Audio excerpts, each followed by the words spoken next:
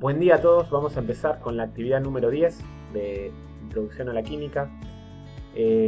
Vamos a ver la relación entre la estructura y los puntos de ebullición que tienen los hidrocarburos. Hasta ahora nosotros veníamos trabajando con alcanos, alquenos, alquinos. Veíamos cómo poder esquematizar a partir de sus fórmulas desarrolladas, como la que aparece acá, o las fórmulas semi-desarrolladas, como la que aparecen acá, distintas moléculas que componen el petróleo, es decir, distintos hidrocarburos. Vimos que estaban compuestos por átomos de carbono y de hidrógeno, que cada carbono tenía que tener 4 uniones, que cada hidrógeno tenía que tener 2 uniones, una sola unión. Y de esa manera íbamos trabajando y haciendo cadenas de distintos hidrocarburos. Incluso algunos tenían ramificaciones, ¿sí? Como pudieron hacer en la guía anterior. Lo que vamos a ver hoy es relacionar estas estructuras que tienen los hidrocarburos con sus puntos de ebullición. Recordemos, el punto de ebullición era la temperatura a la que ese hidrocarburo iba a pasar al estado gaseoso, es decir, del estado líquido al estado gaseoso. Y esto nos permitía separar los distintos hidrocarburos a partir de una destilación. La pregunta es, vamos a suponer que tenemos dos tipos de hidrocarburos. Voy a ir al Paint. Y fíjense que acá hay dos hidrocarburos. El etano, que tiene moléculas con dos carbonos, como aparecen acá. Fíjense que acá tengo una sola sustancia, porque son todas moléculas iguales. Esta sustancia se llama etano. ¿Es un hidrocarburo? Sí, porque tiene átomos de carbono y de hidrógeno. Y del otro lado tengo el butano, que tiene, a diferencia del etano, 4 átomos de carbono por cada molécula que compone al butano. También son todas moléculas iguales, por eso el butano es una sustancia. La pregunta que les hago yo ahora es, ¿cuál de las dos sustancias va a tener un mayor punto de ebullición? ¿Qué quiere decir esto? ¿Cuál va a pasar al estado gaseoso más tarde? Eso significa tener un punto de ebullición más grande, es decir, ¿cuál va a necesitar más temperatura para pasar al estado gaseoso? Analicemos las moléculas.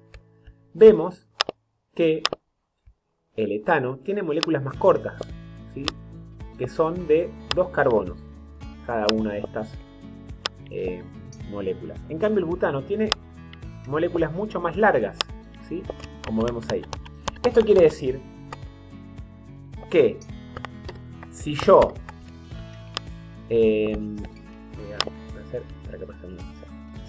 si yo tuviera que analizar las moléculas, lo que vería es que las fuerzas de atracción que hay entre estas moléculas, ¿sí? O entre esta y esta, ¿sí? Las voy a señalar con líneas punteadas, son mucho más débiles que en el caso del butano, donde tengo mucha más zona de contacto. Al ser moléculas más largas, tengo muchas más zonas de contacto. Y esto genera entonces que para poder separar y pasar al estado gaseoso estas moléculas, es decir, recuerden que para pasar al estado gaseoso tengo que vencer estas fuerzas de atracción y separarlas, ¿sí? Para poder separarlas y pasar al estado gaseoso, el butano necesita mucha más energía. Por lo tanto, va a tener más punto de ebullición. Necesito más energía, más temperatura para separarlas. En cambio, el etano, al ser moléculas más chiquititas y haber menos zonas de contacto entre sí, voy a necesitar menos temperatura para que pase al estado gaseoso. Entonces, el etano tiene un menor punto de ebullición que el butano. Es más, si van a internet y buscan cuál es el punto de ebullición del etano, se van a encontrar con que el etano tiene un punto, voy a poner PEB, que es punto de ebullición, de menos 89 grados Celsius, centígrados. Es decir, muy bajita la temperatura. A los menos 89 ya pasa al estado gaseoso. ¿Qué quiere decir? Que a los menos 70, a los menos 10, a los 0, a los 2, a los 20, a los 30 grados va a estar en estado gaseoso. En cambio el butano tiene un punto de ebullición de menos 1 grado. ¿Qué quiere decir? Que el butano tiene mayor punto de ebullición. Menos 1 es más grande que menos 89. Y esto corresponde justamente a lo que acabamos de analizar. Las moléculas son más largas y por lo tanto hay más fuerzas de atracción entre esas moléculas y cuesta más pasarlas al estado gaseoso. Estas fuerzas de atracción que veo entre moléculas de hidrocarburos, ¿sí?, se llaman fuerzas de London.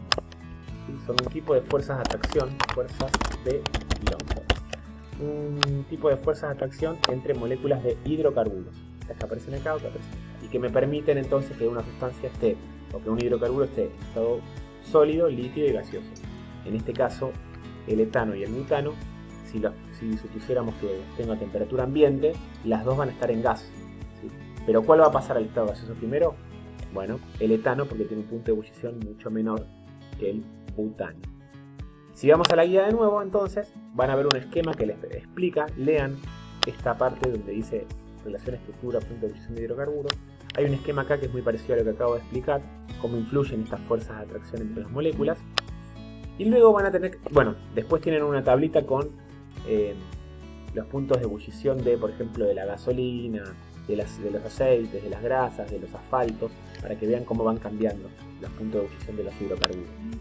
Y van a tener que hacer una actividad muy similar a la que vimos recién, donde ustedes tienen que identificar cuántas sustancias hay en una mezcla, cuál tiene mayor punto de ebullición, cuál tiene el menor punto de ebullición, justificar con esto del largo de las cadenas, ¿sí? Y después el punto 2 es muy similar.